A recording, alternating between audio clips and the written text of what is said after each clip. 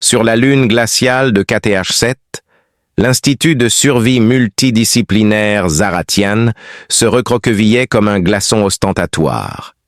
Les flèches de cristal s'élèvent délicatement vers le ciel, toujours gris, comme un bureaucrate implorant l'attention. Cet édifice d'arrogance académique avait conservé son statut de terrain d'entraînement à la survie le plus éminent de la galaxie pendant 3 siècles. Cependant, il est légitime de se demander si l'institution avait une bonne compréhension de l'idée de survie, si elle nécessitait des tunnels chauffés reliant chaque structure. Le groupe actuel d'étudiants s'entassait dans la salle de réunion principale, leurs différents appareils respiratoires remplissant l'air de brouillard, tandis que le doyen Vorak, un zoratien particulièrement hautain avec des crêtes cervicales prétentieuses, parlait sans cesse du test de compétences pour la construction d'abris. Le facteur de refroidissement éolien était suffisamment élevé pour enlever la peinture de la coque d'un vaisseau spatial, c'est-à-dire, si l'on était assez naïf pour peindre un vaisseau spatial sur K7 et la température extérieure était descendue à un glaçant 40 degrés Celsius. Vorak se vantait que cette évaluation était le summum des tactiques de survie, alors que son traducteur traduisait ces fioritures en galactiques standards appropriés et condescendants. Notre protocole d'allocation soigneusement élaboré vous fournira les matériaux nécessaires pour construire un abri suffisant, et vous aurez exactement 72 heures standards pour le faire. Nerveusement, les élèves qui représentaient 17 espèces distinctes provenant des civilisations les plus estimées de la galaxie ajustèrent leur position. Ceux qui pouvaient bouger leurs articulations le firent. L'intelligence artificielle collective, unité Kappa 785, absorbait les données mécaniquement, tandis qu'Etara, représentant la race Geklon, échantillonnait l'air avec sa langue fourchue et le regrettait rapidement. L'engagement inébranlable de l'Académie envers ce qu'ils appelaient des approches méthodologiques sophistiquées était ce qui rendait cet examen spécifique merveilleusement hilarant. La technologie extraterrestre moderne. Les synthétiseurs chimiques de 12 heures, les manipulateurs de gravité avec des taux de consommation d'énergie comparables à une petite étoile et les matériaux bioadaptatifs avec des idées apparentes concernant leur objectif prévu constituaient la majeure partie de l'allocation des ressources. Les poules de paris des professeurs étaient déjà en cours avec l'argent intelligent allant au prodige Vextani Kilix, dont les matrices de pensée cristalline pouvaient composer de la poésie tout en résolvant des problèmes de navigation hyperspatiale. De plus, le Centurion Braxton 9 a suscité beaucoup d'intérêt. Il peut se connecter immédiatement à n'importe quel appareil dans un rayon de 50 mètres grâce à ses modifications cybernétiques. Au fil des millions d'années, le Geklon Yitara s'est adapté à des habitats difficiles. L'unité Kappa 785 avait la puissance de traitement nécessaire pour simuler les modèles météorologiques à l'échelle du système solaire. Mais personne n'était prêt à parier sur l'humain. Alors que le doyen Vorax exposait les critères d'évaluation, les sillons de son cou vibraient presque d'excitation. L'innovation technologique, l'optimisation des ressources, l'efficacité, la complexité structurelle et une soi-disant sophistication méthodologique qui semblait exister principalement pour disqualifier toute solution qui pourrait être comprise sans un doctorat, tout cela rapporterait des points. Gardez à l'esprit, dit le doyen, que cette institution a produit des spécialistes de la survie qui ont dompté des géantes gazeuses, établi des colonies dans les champs gravitationnels des étoiles à neutrons et créé des environnements habitables dans le vide de l'espace lui-même. Nous n'attendons rien de moins que l'application de techniques civilisées avancées pour surmonter ce défi banal. Le terme « défi banal » flottait dans l'air comme une odeur particulièrement désagréable. Malgré le fait que la Lune ait déjà réclamé 6 membres du corps professoral et un drone de maintenance au cours du dernier semestre, seulement cette institution académique avait réussi à se convaincre que survivre sur une Lune gelée était indigne d'une vie intelligente légitime. Le guide de 17 pages de l'Académie se lit comme un hymne à la bureaucratie lorsqu'il s'agit de décrire les exigences du défi. Les exigences en matière d'abri comprennent une température intérieure supérieure au point de congélation, une protection contre des vents de plus de 100 km/h, une intégrité structurelle sous des charges de neige allant jusqu'à 2 tonnes métriques et la capacité d'abriter un être pendant 72 heures sans assistance extérieure. 3 conteneurs maritimes et un manuel technique étaient nécessaires pour l'allocation conventionnelle des ressources. Des assembleurs moléculaires théoriques, qui pourraient potentiellement construire n'importe quel composant nécessaire, à condition d'avoir suffisamment de matières premières de plan moléculaire et environ 6 mois pour déboguer le code. Il y avait des dispositifs de manipulation de la gravité qui pouvaient théoriquement générer des champs isolés de physique altérés, à condition que l'on ne s'offusque pas des aberrations temporelles occasionnelles et des procédures atmosphériques conçues pour des activités de terraformation, ce qui revenait à utiliser une supernova pour allumer une bougie. Les méthodes complexes anticipées des civilisations avancées ont été décrites par le professeur adjoint Keltara, une riélienne dont les tentacules frémissaient d'enthousiasme. Utiliser des concepts théoriques complexes, gargouilla-t-elle à travers son traducteur, est le secret. Les sociétés primitives se caractérisent par une focalisation sur la construction simple. La théorie quantique des champs, l'ingénierie biomoléculaire et au minimum les techniques de manipulation de la réalité de classe 7 devraient toutes trouver de nouvelles utilisations ici. Avec la précision habile d'un déménageur de fret, les critères d'évaluation avaient été pondérés.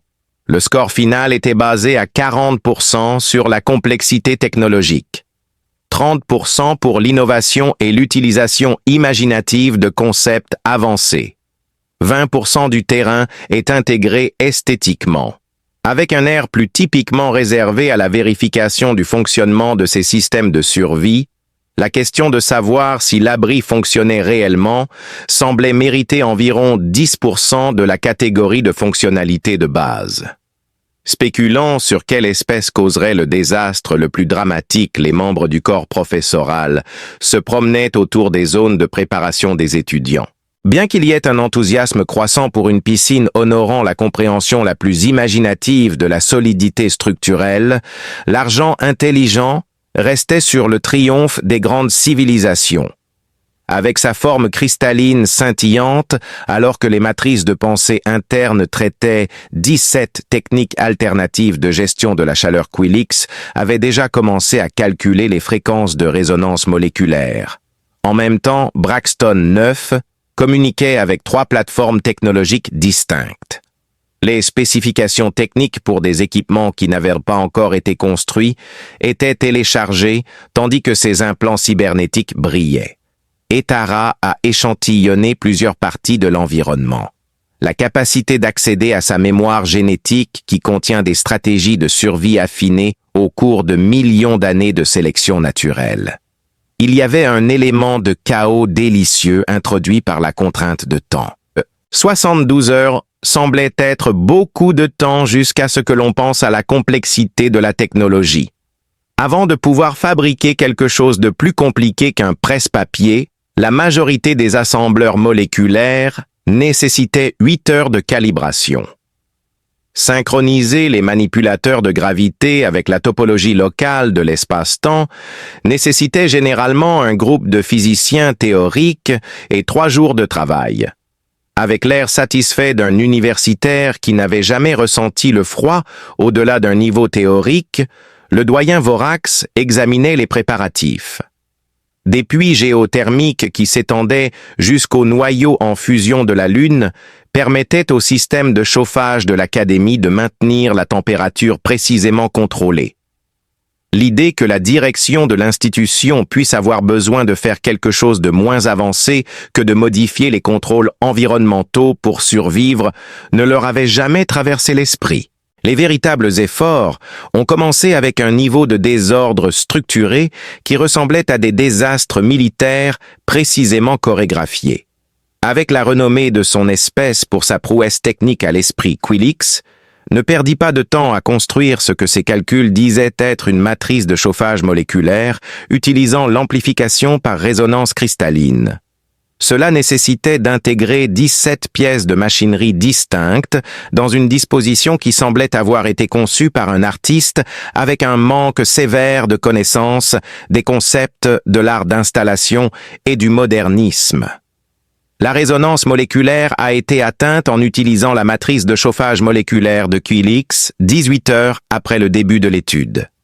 D'accord.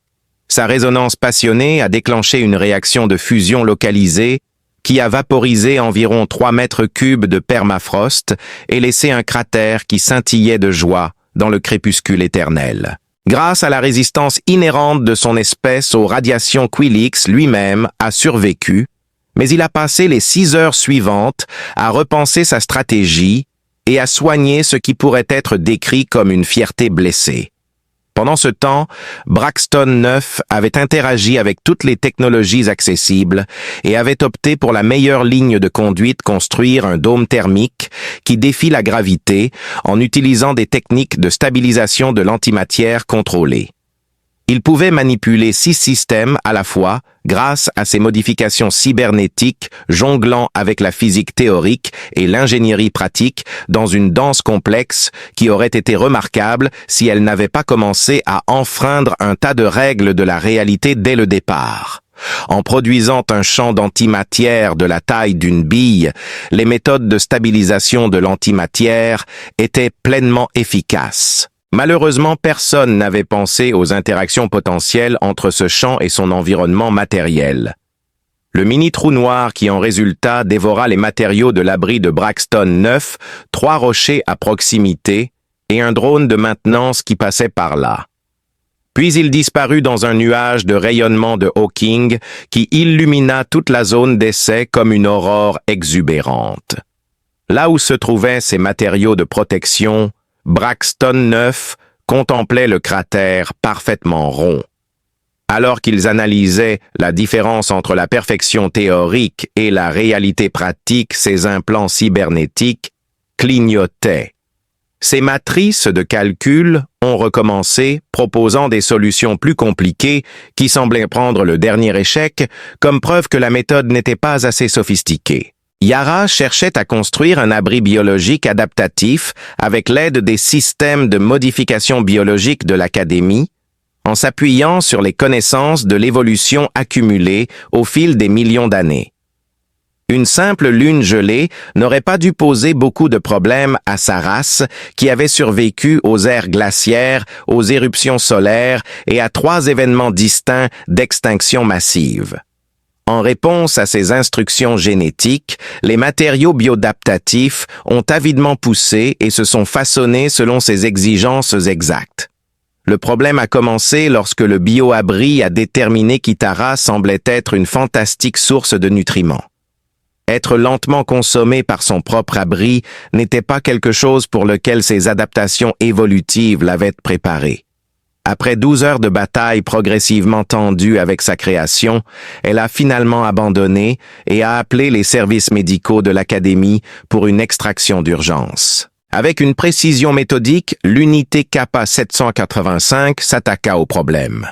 L'intelligence synthétique a étudié les paramètres du défi et a trouvé une solution théoriquement parfaite. Elle a construit un abri qui maintiendrait la température idéale, serait aussi solide que possible et se fondrait dans son environnement. C'était une conception parfaite, sublime et complètement inconcevable à construire en utilisant des matériaux réellement disponibles. Les membres de Kappa 785 ont consacré 48 heures à trouver des matériaux qui répondaient aux exigences théoriques de la conception idéale.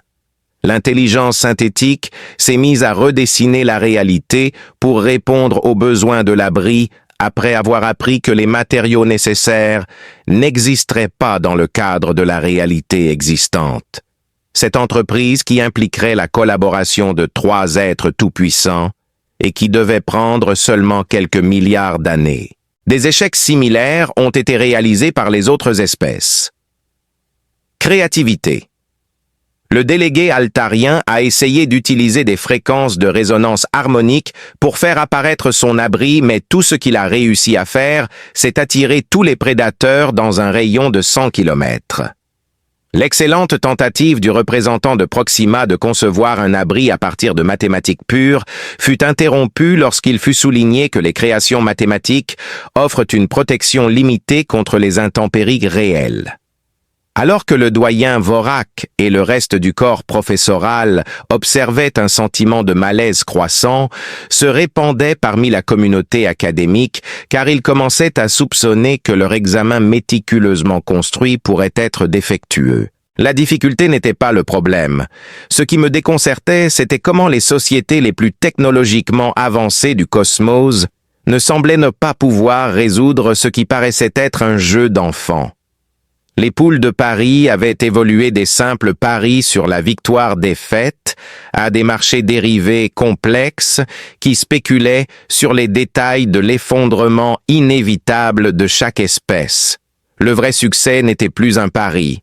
Alors que cette extravagance technique se déroulait, Dimitri Kowalski fit quelque chose auquel personne d'autre ne semblait avoir pensé. Il observait son environnement pour voir ce qui était vraiment accessible. Avec une attitude plus appropriée à un parent regardant un petit enfant utiliser une fourchette pour manger de la soupe, l'humain se tenait légèrement à l'écart des autres élèves alors qu'ils observaient leurs tentatives qui devenaient de plus en plus frénétiques. Les professeurs avaient d'abord traité Dimitri avec une indifférence désinvolte à laquelle on pourrait s'attendre de la part d'une culture qui n'a pas encore trouvé comment résoudre les problèmes de manière civilisée. Après tout, les humains étaient encore une jeune civilisation galactique, ayant tout juste maîtrisé le voyage plus rapide que la lumière et montrant un malheureux penchant pour les solutions pragmatiques plutôt que théoriquement élégantes. Dimitri a remis son évaluation préliminaire des ressources, qui consistait principalement en matériaux trouvés dans la région, plutôt qu'en systèmes techniques avancés, offerts par l'Académie et la professeure adjointe Kellara, a en fait gloussé lorsqu'il l'a remise. Elle s'extasiait auprès de ses collègues. Quelle délicieuse primitivité! L'humain semble penser que la survie implique de travailler avec ce qui est réellement présent plutôt qu'avec ce qui devrait théoriquement être disponible. Dimitri venait de Novosk, où les stratégies hypothétiques de survie hivernale avaient historiquement conduit à une existence hypothétique continue. Dimitri parcourut le périmètre de la zone d'examen et prit note de ce qui était réellement présent tandis que Quilix calculait les fréquences de résonance moléculaire et que Braxton 9 interagissait avec les technologies de manipulation de la réalité. Son grand-père, Mikhail Kowalski, avait survécu à 3 hivers sibériens dans des conditions qui auraient bref fait passer KTH-7 pour un centre de vacances tropical. Tout ce qu'il avait utilisé était une hache, un couteau, et le genre de connaissances pratiques que les universités ne pouvaient pas enseigner parce qu'elles impliquaient de se salir les mains. Le matériau se compose de pierres locales, relativement plates et empilables. Il comprend également du métal récupéré lors d'examens ratés, dont certains ont trouvé de nouvelles utilisations en appliquant la physique de manière créative. La matière organique est rare, mais il y a une végétation locale qui peut être brûlée si elle est correctement préparée. Dimitri jeta un coup d'œil rapide à la technologie de pointe disponible avant de la balayer d'un revers de la main avec le genre de bon sens qui vient de la connaissance de la différence entre ce qui fonctionne réellement et ce qui devrait fonctionner. Les assembleurs moléculaires étaient impressionnants, certes, mais ils nécessitaient plus de temps de préparation qu'ils n'en avaient et semblaient avoir été conçus par quelqu'un qui n'avait jamais rencontré quelque chose de plus urgent qu'une thèse de doctorat. Alors que les responsables de l'Académie observaient la reconnaissance de Dimitri, leur perplexité s'approfondissait. Où étaient les cadres théoriques, les calculs compliqués, les applications novatrices des principes technologiques avancés? Dimitri semblait traiter le défi comme un problème pratique à résoudre, en appliquant des principes physiques de base plutôt qu'en introduisant des méthodes innovantes. La curiosité piquait le doyen Dvorak, murmura à ses collègues « l'humain semble opérer sous l'illusion que la survie réelle nécessite la démonstration de techniques civilisées avancées plutôt que la découverte de cadres théoriques pertinents pour résoudre des problèmes que nos ancêtres résolvaient depuis des milliers d'années sans bénéficier de diplômes avancés. La communauté académique répondit par des rires entendus réservés à la discussion des approches naïves des cultures qui n'ont pas encore trouvé les cadres théoriques appropriés, et Dimitri commença la construction avec une méthode qui aurait horrifié les professeurs de l'académie s'ils avaient compris la gravité de la situation. Il a commencé par des concepts élémentaires au lieu de la théorie abstraite. L'abri devait lui fournir chaleur, humidité et subsistance pendant au moins 3 jours. Le reste n'était que fioritures académiques, et Dimitri avait appris de son grand-père que les fioritures étaient un luxe, que les situations de survie permettaient rarement. La fondation était la première chose à faire, parce que comme l'avait expliqué grand-père Mikhaïl, souvent en buvant des quantités héroïques de vodka, tout abri construit sans fondation appropriée n'était en réalité qu'une manière sophistiquée de repousser sa mort. Utilisant un morceau de métal récupéré comme pelle de fortune, Dimitri choisit la zone la plus plate qu'il put trouver et commença à la débarrasser de la neige et des débris. Les autres étudiants ont arrêté ce qu'ils faisaient pour admirer sa démonstration de force physique. Fascination. La plupart des sociétés avancées avaient depuis longtemps commencé à externaliser le travail physique vers des systèmes automatisés. L'idée d'un être sensible déplaçant physiquement des matériaux à la main semblait aussi archaïque que de voir quelqu'un essayer de naviguer dans l'hyperespace avec des outils en pierre.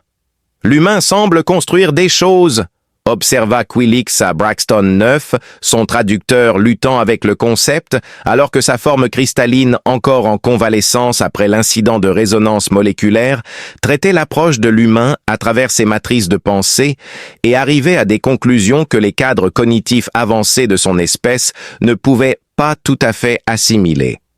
Inefficace, répondit Braxton 9, ses implants cybernétiques évaluant les mouvements de Dimitri et découvrant qu'il manquait malheureusement d'algorithmes d'optimisation.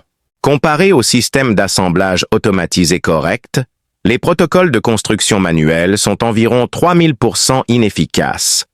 L'analyse d'efficacité aurait pu être juste si le petit fait que les systèmes d'assemblage automatisés étaient occupés à fabriquer des micro-trous noirs et des réactions de fusion localisées au lieu d'abris fonctionnels avaient été ignorés. Dimitri persistait dans son travail de fondation avec la patience méthodique qui vient de la connaissance que certaines tâches doivent être accomplies, pas optimisées. Les murs ont commencé à prendre forme alors qu'une combinaison de pierres locales et de métal réutilisé était assemblée selon des méthodes que grand-père Mikhaïl avait apprises de son grand-père qui les avait apprises par nécessité pendant des hivers qui avaient duré plus longtemps que toute l'histoire enregistrée de certaines civilisations. Les pierres étaient choisies pour leur stabilité et leur ajustement. Alors que certains étudiants étaient de plus en plus frustrés par leur propre méthode, d'autres étaient captivés par le processus de construction et trouvaient hypnotique de regarder quelqu'un d'autre résoudre un problème au lieu de trouver des raisons plus complexes pour lesquelles le problème ne pouvait pas être résolu en utilisant les ressources à leur disposition. Un marteau fut fabriqué à partir d'un morceau de métal, plié une pierre tranchante, servait à couper et du fil récupéré de l'expérience sur l'antimatière de Braxton 9, était utilisé pour lier les matériaux ensemble avec une efficacité surprenante. Dimitri improvisait ses outils avec l'inventivité insouciante de quelqu'un qui avait grandi en sachant que le meilleur outil pour le travail était souvent celui qui était réellement disponible. Les responsables de l'académie ont étudié cette exposition préhistorique avec le genre d'intérêt académique généralement réservé à l'étude des espèces éteintes. Le professeur assistant Keltara a émis l'hypothèse que les humains pourraient être cognitivement limités et incapables d'apprécier correctement les solutions technologiques, tandis que le doyen Vorak prenait des notes abondantes sur les techniques de survie pré-technologiques. L'ironie, bien sûr, était que l'approche primitive de Dimitri faisait des progrès mesurables vers une solution réelle, tandis que les techniques civilisées avancées n'avaient jusqu'à présent réussi qu'à réorganiser la géographie locale par des moyens créatifs. Mais remarquez comment l'humain se concentre sur les besoins physiques immédiats plutôt que sur l'efficacité optimale de l'utilisation des ressources applications en physique théorique. Le toit était le plus grand obstacle nécessitant des matériaux capables de couvrir l'espace intérieur de l'abri tout en supportant le poids de la neige accumulée. Dimitri a surmonté cet obstacle en combinant des poutres métalliques récupérées avec du bois local, ce qui a donné une structure qui aurait été reconnue et approuvée par son grand-père, Mikhaïl. Tout le processus de construction a été réalisé avec une efficacité sans glamour que les universités avaient passé des siècles à maîtriser comment éviter.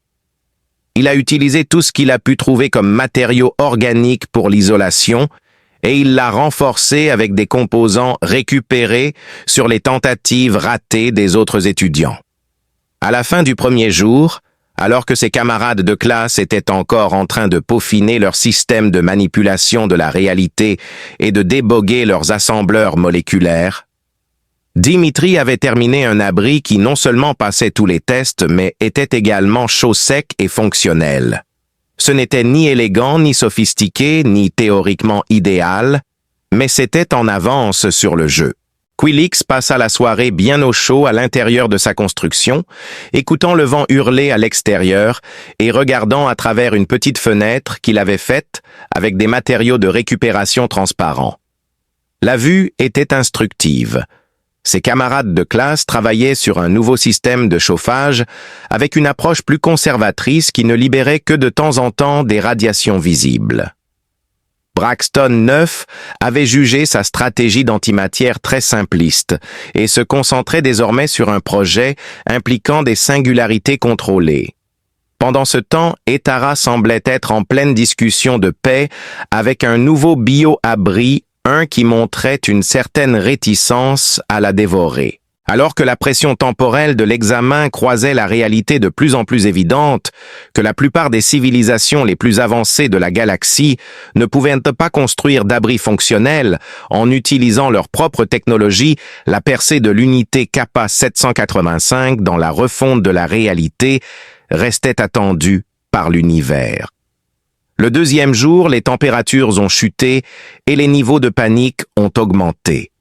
Alors que le vent changeait de direction, il soufflait la neige horizontalement à travers la zone de test, réduisant la visibilité à environ la portée d'un lanceur moléculaire, un exploit que certains étudiants avaient tenté avec des degrés de succès variés et Quilix, ayant abandonné sa stratégie de matrice de chauffage, essayait maintenant de concilier les méthodes de construction humaine avec sa physiologie cristalline.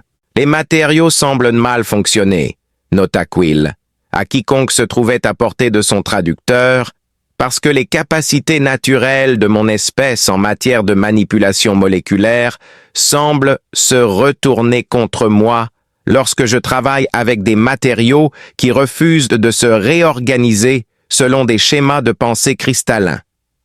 Sa tentative de mur de pierre, par exemple, essayait sans cesse de former des réseaux hexagonaux, des structures résultantes, qui étaient géométriquement parfaites, mais fonctionnellement inutiles.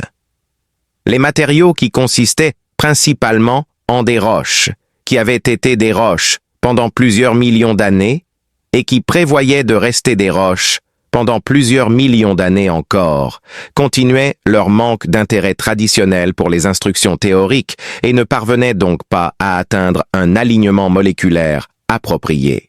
L'approche de singularité contrôlée de Braxton 9 s'était développée en quelque chose qui enfreignait tellement de lois de la physique que la réalité elle-même semblait se plaindre, tandis que Dimitri, depuis son abri confortable, offrait occasionnellement des conseils pratiques qui étaient accueillis avec le genre d'attention courtoise habituellement accordée aux suggestions d'animaux de compagnie exceptionnellement vocaux. Ces implants cybernétiques se désagrégeaient de temps en temps alors qu'ils essayaient de traiter les informations provenant de systèmes qui n'étaient techniquement pas censés exister dans ce cadre dimensionnel. Les matériaux qui composaient l'abri étaient entrés dans un état d'incertitude quantique, où ils étaient à la fois là et nulle part fonctionnels et non fonctionnels, en forme d'abri et sans forme d'abri. Curieux, il murmura ces systèmes de traduction, luttant avec des idées qui n'avaient pas d'équivalent galactique courant. Dans un état quantique, nous pouvons manipuler les nuages de probabilité pour une efficacité optimale, mais seulement si nous pouvons résoudre le paradoxe de l'incertitude et obtenir la coopération de la réalité. La réalité, conformément à son habitude de ne pas coopérer avec les cadres théoriques, insistait sur le fait que les matériaux devaient exister à l'état solide et que l'abri devait offrir une protection réelle et non des possibilités quantiques. L'abri de Braxton 9 était dans une superposition entre le succès et l'échec, et il s'effondrerait dans l'un ou l'autre état lorsqu'il serait utilisé. Cependant, personne ne s'intéressait vraiment à savoir quel État gagnerait. Yara avait conclu un pacte avec son abri biologique acceptant de lui fournir régulièrement des suppléments nutritifs en échange de ne pas être digéré. Bien que l'arrangement soit fonctionnel en théorie, elle passait la plupart de son temps à l'extérieur de l'abri à chercher des sources de nourriture appropriées au lieu de rester à l'intérieur. Ces adaptations évolutives l'avaient rendue apte aux relations symbiotiques, mais généralement avec des créatures qui ne la voyaient pas principalement comme une collation. L'unité Kappa 785 avait fait de grands progrès dans la construction théorique d'abris en proposant 17 variantes qui offriraient la meilleure protection dans des conditions idéales en utilisant des matériaux qui pourraient théoriquement exister avec suffisamment de modifications des constantes physiques de base.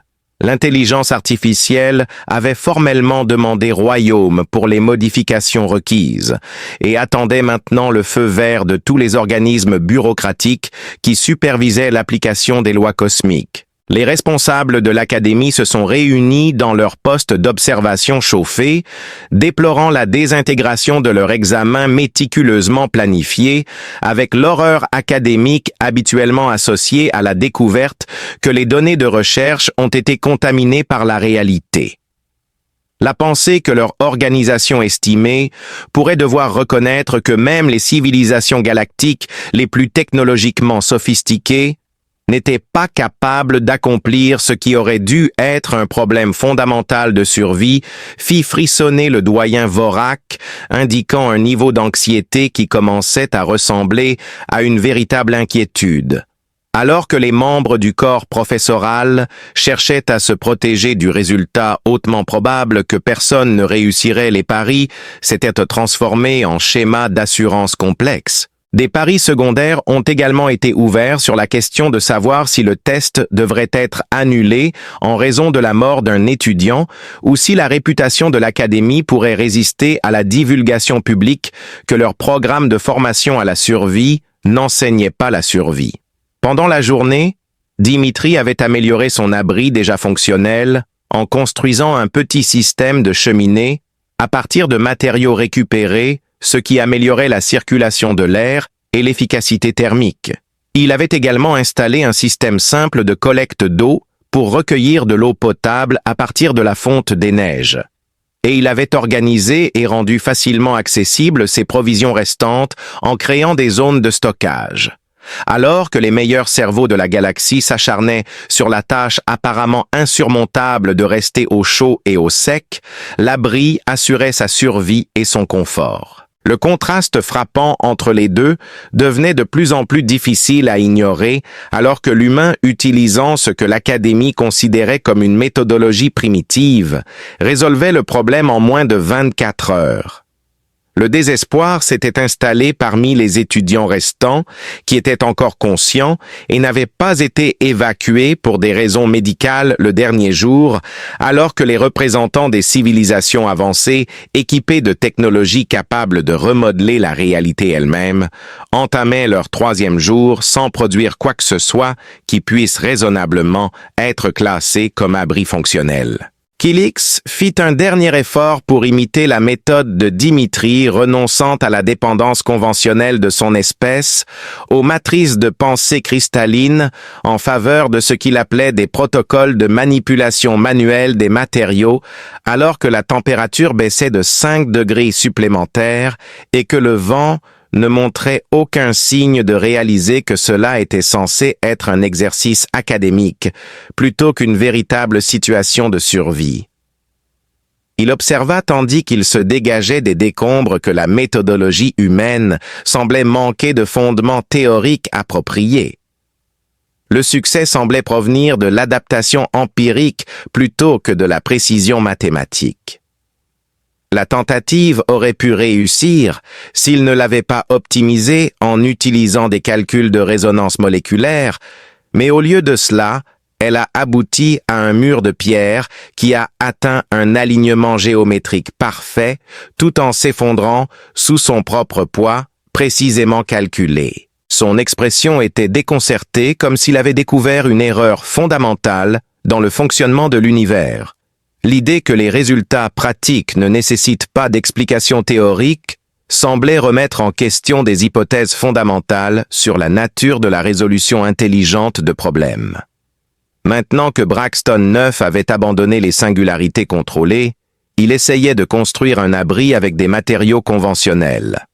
Cependant, ces améliorations cybernétiques étaient implacables dans leur quête d'optimisation et ses interfaces avec les matériaux de construction produisaient des pierres avec des calculs parfaitement placés du métal, avec une efficacité structurelle optimale et des matériaux organiques avec des propriétés d'isolation idéales.